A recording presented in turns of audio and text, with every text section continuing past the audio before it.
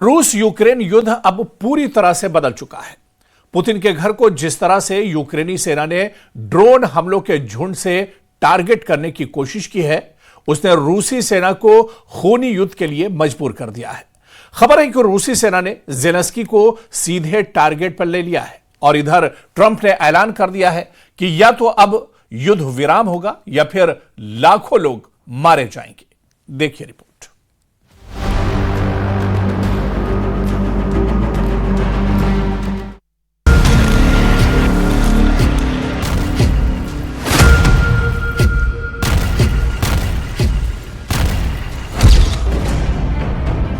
Putin के घर 91 हमले, ट्रंप बोले अब लाखों मरेंगे। रूस यूक्रेन युद्ध में 1406 दिन बाद ऐसा मोड़ आ चुका है जो साफ साफ दिखा रहा है कि अब रूस यूक्रेन के बीच बातचीत का कोई मतलब नहीं रह गया है और अब सिर्फ युद्ध से ही जंग का फैसला होगा। राष्ट्रपति पुतिन ने खुद ट्रंप को फोन पर बताया है कि उनके घर पर यूक्रेनी सेना ने ड्रोन के झुंड से हमला किया है। इस खबर से न सिर्फ राष्ट्रपति ट्रंप हैरान रह गए बल्कि यूरोपीय देशों को भी सांप सूंघ गया है। बेलारूस से आई रूसी हाइपरसोनिक मिसाइल और ओरेशनिक की तैनाती की तस्वीरों ने यूक्रेन से लेकर यूरोप तक कोहराम मचाना शुरू कर दिया है, क्योंकि रूस जब भी यूरोपीय देशों पर अपने मिसाइलों से हमला करेगा तो वो बेलारूस की जमीन से करेगा, क्योंकि बेलारूस से यूरोपीय देशों पर मध्यम दूरी की बैलिस्टिक हाइपरसोनिक मिसाइल ओरेशनिक से हमला करना कहीं ज्यादा आसान और घातक होगा। रूसी जनरल और कमांडरों ने यहां तक दावा किया है कि अब रूसी सेना यूक्रेन के जापोरिजिया शहर से सिर्फ 15 किलोमीटर दूर रह गई है। हम आपको बता दें, जापोरिजिया को जेलेंस्की किसी भी कीमत पर रूस को सौंपने को तैयार नहीं है, क्योंकि जापोरिजिया में दुनिया का 10वां सबसे बड़ा न्यूक्लियर पावर प्लांट लगा हुआ है, जो यूक्रेन का पावर हाउस कहा जाता है। अगर ये भी रूस के हाथ चला गया तो समझिए यूक्रेन की हार पर मुहर लग जाएगी। लेकिन जिस तरह से पिछले 30 घंटे में पुतिन के घर पर 91 ड्रोन से हमले की कोशिश हुई है, उससे ट्रंप चौंक गए हैं और ट्रंप ने खुद कहा है कि अब या तो युद्ध विराम होगा या फिर लाखों लोगों की जान जाएगी। हम खबर की शुरुआत करते हैं। अभी तक यूक्रेन और यूरोप युद्ध के परमाणु अभ्यास, परमाणु मिसाइलों और परमाणु बम वर्षकों की धमकियों को कोरी बकवास और गीदड़ भभकी मानकर चल रहे थे। लेकिन अब रूस यूक्रेन जंग के हालात इतने ज्यादा बदतर हो चुके हैं कि अब रूस भी यूक्रेन को तबाह करने में कोई कसर नहीं छोड़ेगा। जो रूस यूक्रेन का पूर्वी हिस्सा जीतने के बाद यूक्रेन पर हमले बंद करने का ऐलान कर रहा था, वो रूस अब पूरे यूक्रेन पर नजरें गड़ाने लगा है। हैरानी की बात तो ये है कि जेलेंस्की को भी एहसास हो चुका है कि रूस को रोकना नामुमकिन है और अब इसके पीछे की सबसे बड़ी वजह है रूस पर यूक्रेनी सेना का वो हमला, जिसमें सीधे सीधे राष्ट्रपति पुतिन को मारने की कोशिश की गई है। पुतिन ने ट्रंप के साथ फोन पर हुई बातचीत में दावा किया है कि यूक्रेनी सेना ने राष्ट्रपति जेलेंस्की के आदेश पर रूस के नोवगोरोड स्थित पुतिन के सरकारी आवास पर बहुत बड़ा ड्रोन हमला करने की कोशिश की है।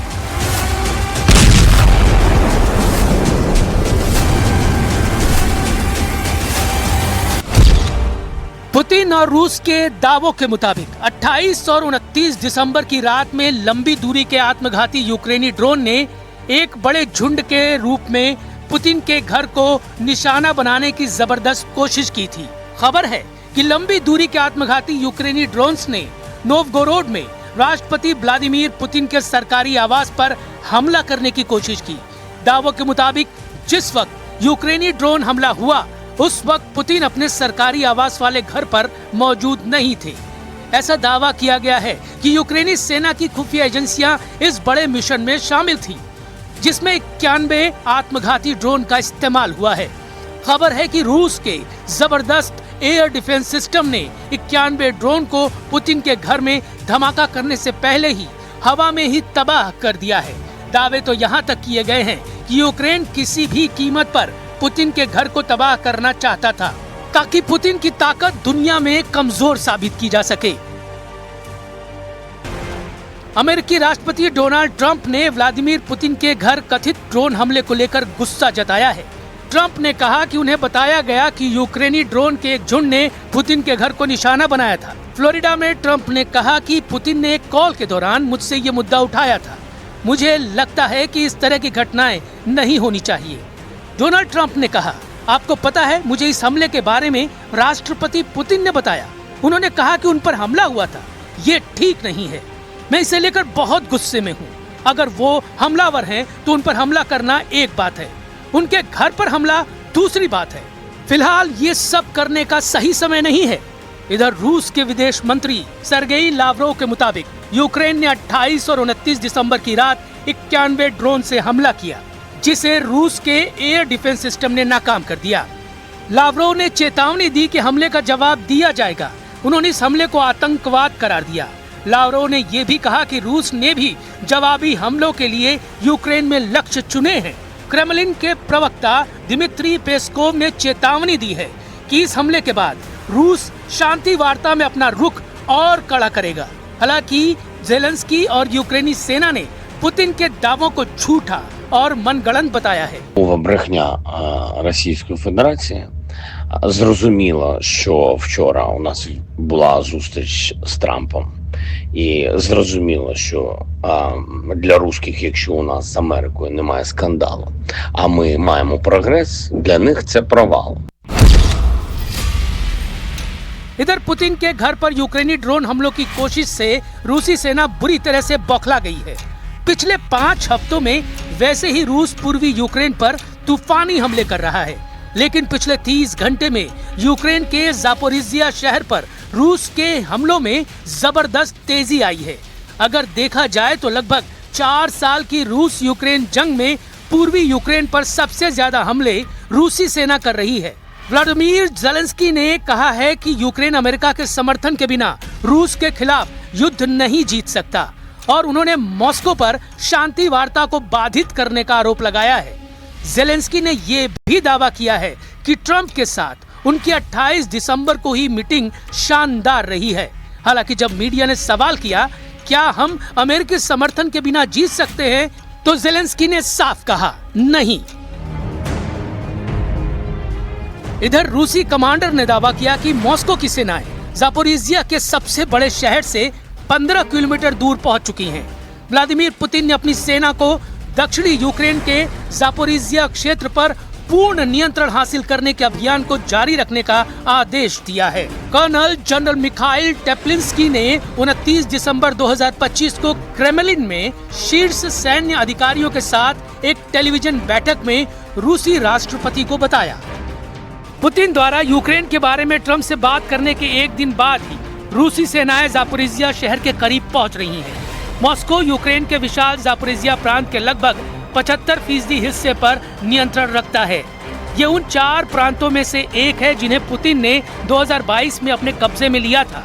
रूस के जनरल स्टाफ के प्रमुख जनरल वैलेरी गेरासिमोव ने इससे पहले पुतिन को बताया था कि मॉस्को की सेनाएं लगभग पूरी अग्रिम पंक्ति पर आगे बढ़ रही हैं, जबकि कीव की सेनाएं रक्षा पर ध्यान केंद्रित कर रही हैं और जवाबी हमले का प्रयास कर रही हैं। То освобождение Северска и эффективная работа в Константиновке позволяет войскам создать условия для развития дальнейшего наступления и овладения всей Славяно-Дружковска, Краматорска, всей этой агломерации и овладения всем рубежом обороны противника, а также во взаимодействии с войсками Запад и Центр полностью освободить территорию Донбасса. हमले को तैयार रूसी ओरेशनिक ज़ेलेंस्की ने मांगी 50 साल की सुरक्षा गारंटी। अब रूसी सेना ने ज़ापोरिज़िया पर तगड़े हमले करके यूक्रेनी सेना को बैकफुट पर लाने की कोशिश की है, जबकि यूरोप के खिलाफ रूस ने अपना ब्रह्मास्त्र निकाल लिया है और उसे बेलारूस में तैनात कर दिया है। जरा बेलारूस से आई इन तस्वीरों को देखिए, जिसमें रूस की हाइपरसोनिक बैलिस्टिक मिसाइल ओरेशनिक को तैनात करने की तस्वीरें हैं। 30 दिसंबर के इस वीडियो में बेलारूस में रूसी परमाणु सक्षम हाइपरसोनिक ओरेशनिक मिसाइल प्रणाली की तैनाती दिखाई गई है। ये घटनाक्रम यूरोप भर में मिसाइलें दागने की मॉस्को की क्षमता को मजबूत करता है। बेलारूस के राष्ट्रपति अलेक्जेंडर लुकाशेंको, जो राष्ट्रपति व्लादिमीर पुतिन के कट्टर सहयोगी हैं, कुछ पश्चिमी विशेषज्ञों का कहना है कि ये तैनाती युद्ध की स्थिति में रूसी परमाणु मिसाइलों के लिए यूरोपीय लक्ष्यों तक पहुंचना थोड़ा तेज हो जाएगा। 2 अमेरिकी शोधकर्ताओं ने कहा है कि उपग्रह चित्रों के अपने अध्ययन के मुताबिक मॉस्को संभवतः पूर्वी बेलारूस के एक पूर्व हवाई अड्डे पर मिसाइलों और उनके मोबाइल लॉन्चरों को तैनात कर रहा है।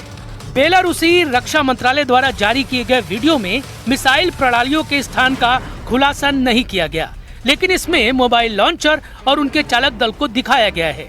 और ओरेशनिक मिसाइल की इस तरह से तैनाती का वीडियो साबित करता है रूस बड़े हमले का प्लान बना चुका है। इधर ट्रंप ने यूक्रेन को शांति समझौते के तहत 15 साल की सुरक्षा गारंटी का प्रस्ताव दिया है। हालांकि ज़ेलेंस्की भविष्य के खतरों को देखते हुए 50 साल की गारंटी की मांग कर रहे हैं, लेकिन जिस तरह से रूस हमले की तैयारी कर रहा है वो हैरान करने वाला है। हम आपको ये दिखाते हैं कि क्यों पुतिन आधे से ज्यादा यूरोप को तबाह कर देना चाहते हैं। क्यों रूस को लगता है कि अमेरिका को अपनी शर्तों पर दबाना आसान है, लेकिन यूरोप को दबाना बेहद मुश्किल है। इसे भी आप जरा समझ लीजिए। हम आपको 2 वीडियो ग्राफिक विंडो में दिखा रहे हैं, जिससे आप समझ पाएंगे कि कैसे पुतिन की ओरेशनिक मिसाइल आधे यूरोप का सफाया कर सकती है।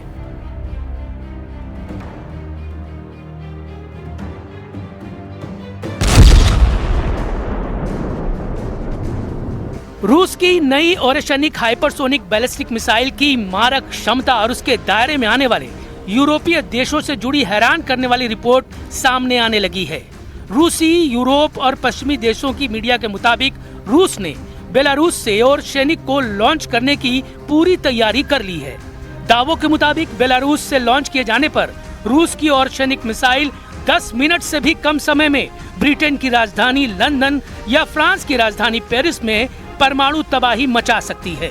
ओरेशनिक एक इंटरमीडिएट रेंज की बैलिस्टिक मिसाइल यानी IRBM है, जिसकी आधिकारिक मारक क्षमता 1000 से 5500 किलोमीटर के बीच बताई गई है। हालांकि कुछ रूसी रक्षा विशेषज्ञों के अनुसार इसकी अधिकतम सीमा 5000 किलोमीटर तक हो सकती है।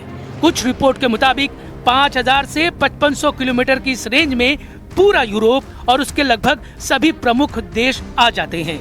रूस के निशाने पर मुख्य यूरोपीय शहर इसकी रेंज में हैं। रूस के पश्चिमी हिस्सों या बेलारूस, जहां इसे 2025 के अंत तक तैनात किया गया है, वहां ये बहुत बड़े हिस्से पर हमला कर सकती हैं।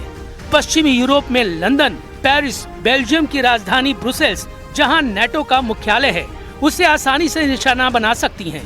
जबकि पश्चिमी यूरोप में जर्मनी की राजधानी बर्लिन इसके हमले से बच नहीं पाएगी। दावों के मुताबिक ओरेशनिक मिसाइल 10 से 12 मैक यानी आवाज से 10 से 12 गुना तेज की रफ्तार से हमला करती है।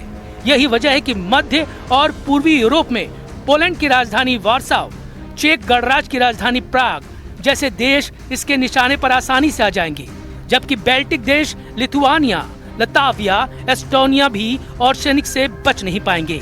उत्तरी यूरोप में क्वीन का स्टॉकहोम स्वीडन, नॉर्वे का ओस्लो, फिनलैंड का हेलसिंकी, डेनमार्क का कोपेनहेगन ओरेशनिक के टारगेट पर हैं, जबकि दक्षिणी यूरोप में इटली की राजधानी रोम और स्पेन की राजधानी मैड्रिड भी ओरेशनिक के निशाने पर हैं। इसलिए पुतिन बार बार यूरोपीय देशों को चेतावनी दे रहे हैं कि अगर यूरोप ने युद्ध विराम नहीं होने दिया तो यूक्रेन के एक बहुत बड़े हिस्से पर कब्जा कर लिया जाएगा।